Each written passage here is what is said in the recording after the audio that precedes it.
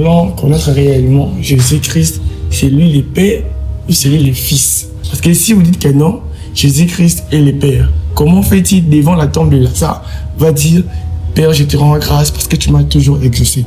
Mais comment fait-il un Père, un Créateur, peut encore aller prier, se retirer d'aller prier? Je sais que beaucoup de païens utilisent ces versets-là pour nier la divinité de Jésus. Disons que Jésus était à la croix, il priait qui? Lorsque Jésus priait, il priait qui? Il s'adressait à qui? C'est comme si, lorsque nous lisons ces versets-là, ces histoires-là où Jésus parle, s'adresse à quelqu'un qui est de l'autre côté, c'est comme si Jésus avait laissé quelqu'un là-bas. C'est tout à fait normal de penser ça. Mais il faut être révélé pour comprendre certaines choses. Je vais d'abord répondre à une question. Je vais d'abord vous dire que Jésus n'est pas le Fils de Dieu. Jésus, c'est Dieu lui-même. Jésus n'est pas le Fils de Dieu, mais Jésus, c'est Dieu lui-même. C'est-à-dire que les pères, qu'on appelle les pères, les dieux que nous appelons les pères, en réalité, c'est lui qui s'est représenté en la forme de Jésus.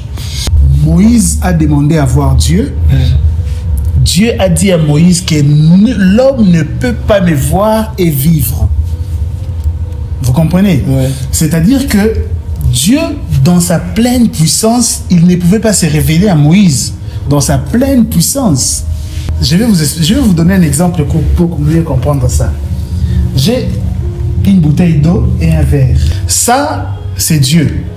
C'est un exemple. Je ne dis pas que c'est Dieu. Je donne un exemple. Ça, c'est Dieu. La matière, aidez-moi, la matière qui est à l'intérieur, cette eau ici qui est à l'intérieur, c'est ça Dieu. Dieu. Dieu veut se révéler à l'homme, à Moïse. Dieu, il sait très bien que s'il s'est révélé à Moïse dans sa toute puissance comme ça, Moïse va mourir. La Bible elle dit, l'homme ne peut pas voir Dieu et vivre. Qu'est-ce que Dieu va faire? Puisque Moïse insiste pour voir Dieu, Dieu va se faire une chair. Il déverse une petite partie de lui. L'eau qui est à l'intérieur, c'est la même eau qui est ici.